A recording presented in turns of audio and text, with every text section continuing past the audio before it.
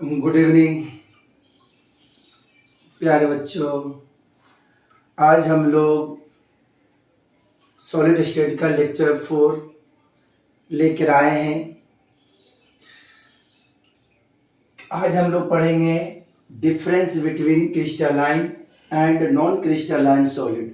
बोले तो क्रिस्टलीय तथा अक्रिस्टलीय ठोस में अंतर। इससे पहले हैप्पी रक्षाबंधन आप सभी को। आप लोग रक्षाबंधन धूमधाम से मनाएं। और एक चीज़ और कहना चाहेंगे कि आप लोग अब मेहनत करने की स्टार्ट कर दें। आप लोग त्यौहार तो मनते ही रहेगा, त्यौहार तो हर साल आते ही रहेगा। क्या सही बात है कि नहीं?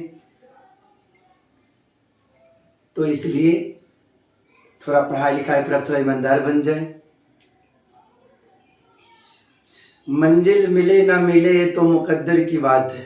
मंजिल मिले ना मिले ये तो मुकद्दर की बात है, लेकिन हम कोशिश ना करें ये तो गलत बात है। तो चलिए आज हम लोग शुरू करते हैं लेक्चर 4 सॉलिड स्टेट। चलिए तो क्रिस्टलीय और नॉन क्रिस्टलाइन में अंतर। तो चलिए क्रिस्टलाइन सॉलिड किसे कहते हैं पहले मैंने बताया था लेक्चर 3 में कि जिसमें अवयवी कणों को नियमित क्रम में क्या किया जाता है, व्यवस्थित किया जाता है और उनका बार बार पुनरावृत्ति करके एक निश्चित पैटर्न बनाता हो। बोलो यस या नो। और क्रिस्टलाइन सॉलिड को हम लोग ट्रू सॉलिड भी कहते हैं। तो चलिए पहले उनके बारे में हम जानेंगे क्या इनका अंतर का संभावना है। तो चलिए क्रिस्टलाइन सॉलिड क्रिस्टलीय ठोस किसे कहेंगे? तो कहता है the constituent particle. Constituent particle बोले तो आइटम भी आ सकते हैं, मॉलिक्यूल्स भी आ सकते हैं और आयंस भी आ सकते हैं, जो कि हम पहले लेक्चर 3 में बता दिए हैं। तो कहता constituent particle are arrange in a regular order. कहता है इसमें अवयवी कणों को नियमित क्रम में व्यवस्थित किया जाता है। नियमित क्रम का मतलब हुआ कि एक ऐसा क्रम जिसके बाद वाला हम लोग को ऑर्डर पता चल जाए कि सर इसके बाद हम लोग क्या कर सकते हैं। इसके बाद जैसे प्लस है तो माइनस है, प्लस है तो माइनस। एक मैंने रो अरेंज कर दिया।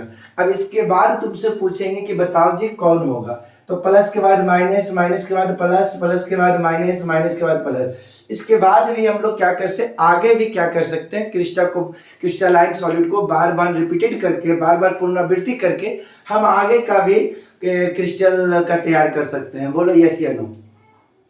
तो कहता है कि इसमें अवयवी कणों को नियमित क्रम में व्यवस्थित किया जाता है। लेकिन अगर गलती से हम ऐसा रखते हैं, सपोज डेट हम ऐसा रखते हैं, हम ऐसा रखते हैं, हम ऐसा रखते हैं, हम ऐसा रखते हैं।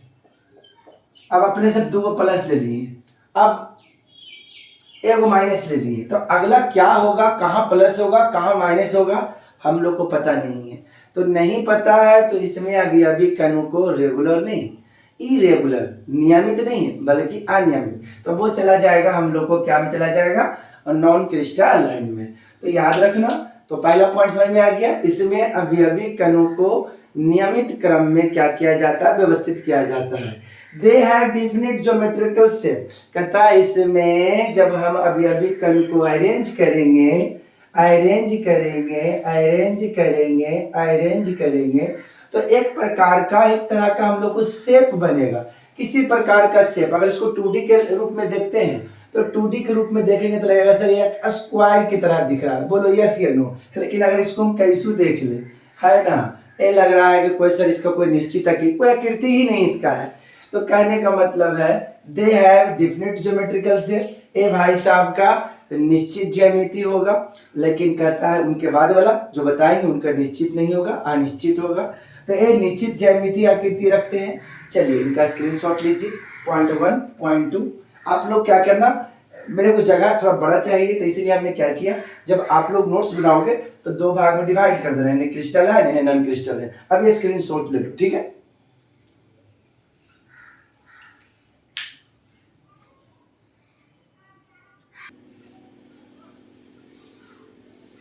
चलिए अगला पॉइंट देखेंगे हम लोग सॉलिड स्टेट क्रिस्टलाइन का अंतर में। क्रिस्टलाइन सॉलिड का अगला पॉइंट कहता है they have sharp melting point.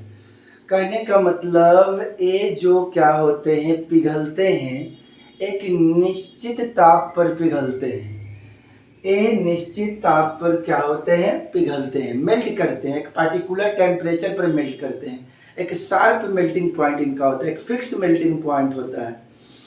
कहता है इट इज एन आइसोट्रॉपिक, ये नेचर का कैसा होते हैं, विषमदैशिक। विषमदैशिक के बारे में बताए थे कि अगर कोई फिजिकल प्रॉपर्टीज अलग अलग दिशा में उनका मान भी क्या आता हो, अलग अलग आता हो, तो वो आदमी क्या होता है, विषमदैशिक। और मैंने बोला था विषमदैशिक होता है, लेक्चर 3 बढ़िया से देखना, मैंने उसे बता दिया है। विषमदैशिक जो होते हैं वो क्रिस्टलाइन सॉलिड होते हैं, एकदम लेक्चर 3 देखना बढ़िया से। They have long range of order, कहता है कि इसमें अवयवी कणों को हम लोग जितना चाहे उतना हम लोग बड़ा कर सकते हैं, लंबा ले जा सकते हैं, है ना। ये दीर्घ प्राशी क्रम के होते हैं, बोले तो they have long range order. जितना लंबा करना है कर दीजिए, जितना चौड़ा करना है कर दीजिए, जितना हैवी करना है कर दीजिए। ये दीर्घ प्राशी क्रम के होते हैं, plus minus plus minus plus minus plus minus plus का माइनस, मतलब समझ रहा है तुम लोग, जितना लंबा कर सकता है बिल्कुल कर सकता है। ये दीर्घ प्राशी क्रम के होते हैं। कहता है they have definite heat of fusion, कहता है इनका जो गलन क्षमता होता है ना, वो एक निश्चित ताप पर होते हैं, एक निश्चित ताप पर गलते हैं। एक गलन उष्मा का मान क्या होता है, निश्चित रखता है, बोले तो डिफिनिट हीट ऑफ फ्यूजन। तो चलिए पहला पॉइंट हमने क्या बोला, इसमें अवयवी कणों को नियमित क्रम में सजाया जाता है। पहला पॉइंट याद कर लो, इसमें अवयवी कणों को नियमित क्रम में सजाया जाता है। दूसरा, इनका जो ज्यामिति होता है वो क्या होता है, निश्चित होता है। इनका जो मेल्टिंग पॉइंट होता है वो शार्प होता है, फिक्स होता है, निश्चित होता है। ये जो होते हैं एन आइसोट्रॉपिक होते हैं, बोलो तो यह एक विषमदैशिक होते हैं। इनका जो होता है दीर्घ प्राशी, बोले तो लंबा प्राशी, लॉन्ग रेंज ऑर्डर का होते हैं। और सबसे लास्ट इनका जो होता है हीट ऑफ फ्यूजन, गलन उष्मा का मान क्या होता है, निश्चित होता है। तो चलिए इस तरह से आप स्क्रीनशॉट ले लें।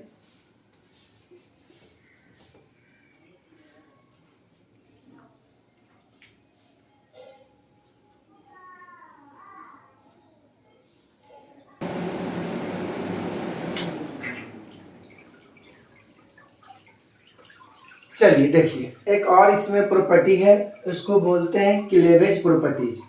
क्लीवेज प्रॉपर्टीज क्या होता है, तो जब किसी क्रिस्टलाइन सॉलिड को, मान लेते हैं कि आप सोप साबुन ले लेते हैं और साबुन को क्या करें, उसको कट करें चाकू से।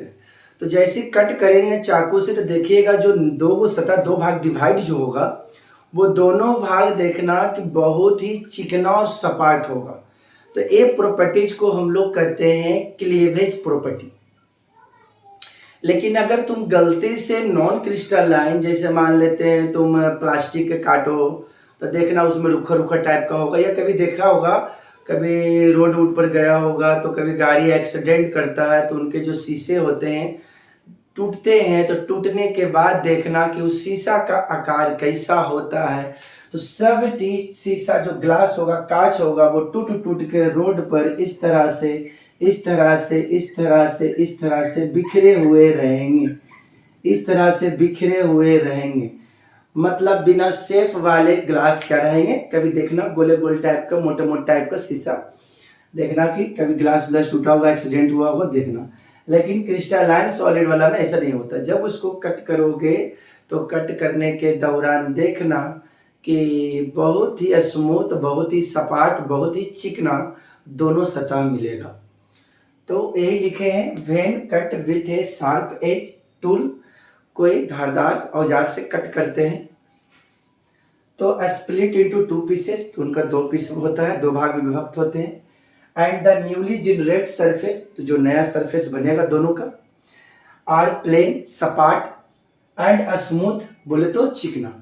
तो इसी को हम लोग बोलते हैं बेटा क्लीवेज प्रॉपर्टीज। तो वही लिखे, तेज धार वाले औजार से काटने पर यह 2 टुकड़े में विभक्त हो जाते हैं और नई जनित सतह सपाट और चिकनी होती है। तो जो नया जनित, जो नया जनरेट होता है, उत्पन्न होता है सतह, वो बहुत ही चिकना होना चाहिए, सपाट भी होगा और चिकना भी होगा। तो इसी को हम लोग बोलते हैं, इस सरफेस का क्रिस्टलाइन सॉलिड में इस तरह का एक क्या होता है, प्रॉपर्टी जो होता है, गुण होता है। तो चलिए, क्रिस्टलाइन के बाद नॉन क्रिस्टलाइन, इसका स्क्रीनशॉट ले लीजिए।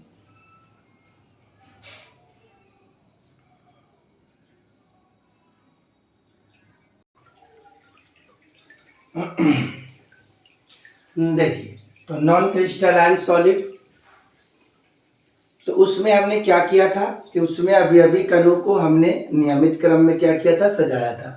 तो उसको उल्टा कर देंगे, the constituent particle are not arrange in regular order. इसमें अवयवी कणों को नियमित क्रम में व्यवस्थित नहीं किया जाता है। उनका जो ज्योमेट्री था वो क्या था, डिफिनिट था, निश्चित था। इसमें दे हैव इरेगुलर शेप, इनका शेप जो ज्यामिति होता है, जो इनका आकृति होता है, वो नियमित नहीं बल्कि अनियमित, निश्चित नहीं बल्कि अनिश्चित होता है।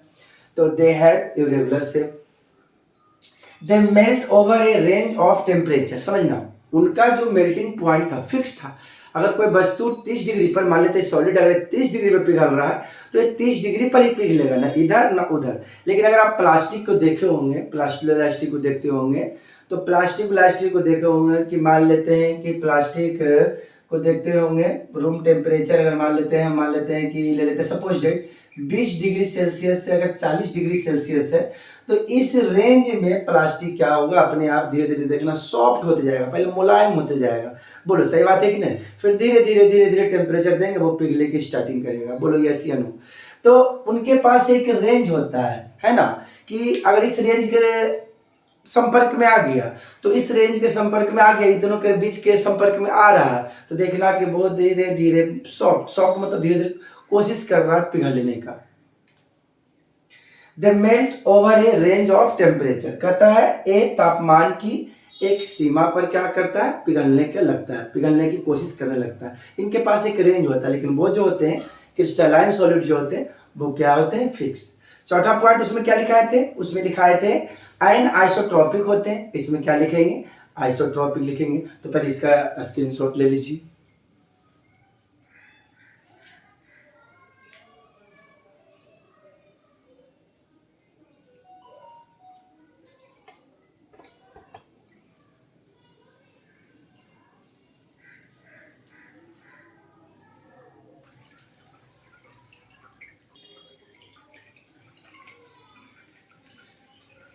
तो चलिए, क्रिस्टलाइन सॉलिड जो हो जाएंगे, इट इज आइसोट्रॉपिक हो जाएंगे, क्योंकि वो विषमदैशिक थे।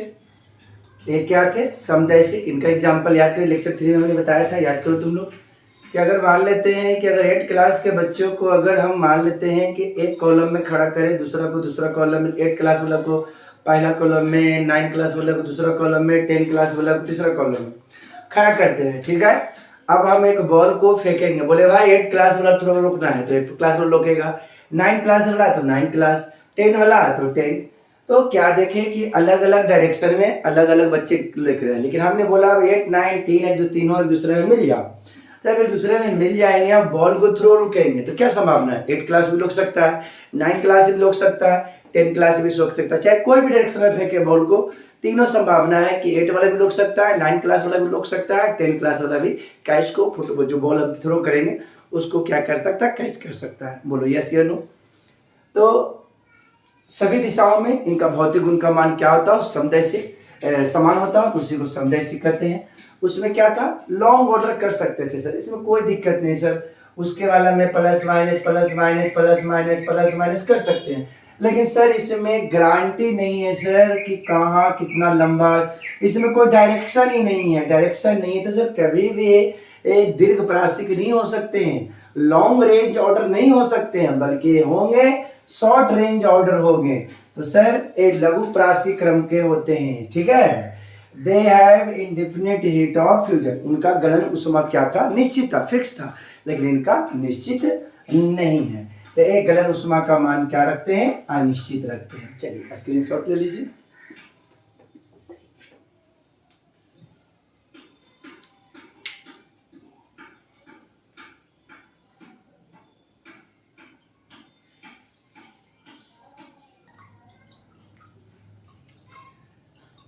चलिए, तो इसमें क्या करेंगे, उसमें जब हम लोग कट करते थे किसी तेज धार वाले औजार से कट करते थे, जैसे साबुन को हम कट करेंगे, तो कट करने के बाद 2 piece बटेगा।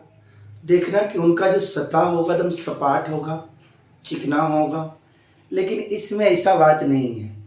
When cut with a sharp edge tool, कोई धारदार तेज धार वाले औजार से किसी पदार्थ को कट करेंगे तो वो 2 पीस में 2 भाग में विभक्त होगा, और उनका जो सरफेस होगा वो रेगुलर नहीं, इरेगुलर, जैसे तैसे, कोई के छोटा, कोई के बड़ा, कोई की इधर छोटा है, कोई के चौड़ाई छोटा है, तो कोई की मोटाई छोटा है, तो किसी की लंबाई बड़ा है ना। तो आप इसका सबसे बेस्ट एग्जांपल, कभी भी अगर जो 4 व्हीलर जो बाइक होते, 4 व्हीलर जो गाड़ी होते हैं, सॉरी बाइक बोलती है, तो उनका ग्लास टूटता है, तो टूटने के बाद रोड पर बस उसका देखना, और उनको शीशा को अगर मिले तो उठा कर देखना कि उनका जो टूटेंगे, जो डिवाइड होंगे, जो भाग अलग अलग हैं, सब का देखना कि जो शेप होगा, कटिंग होगा, वो रेगुलर नहीं बल्कि कैसा होगा, इरेगुलर होगा, नियमित नहीं अनियमित होगा।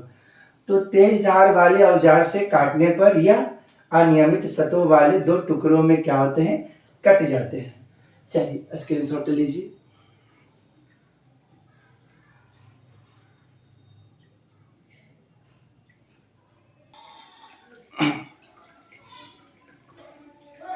आइए, हम लोग को कह रहा है कि निम्नलिखित जो दिया गया है, ये सारे आदमी, इनमें कौन एमॉर्फस है, कौन नॉन क्रिस्टलाइन है और कौन क्रिस्टलाइन है।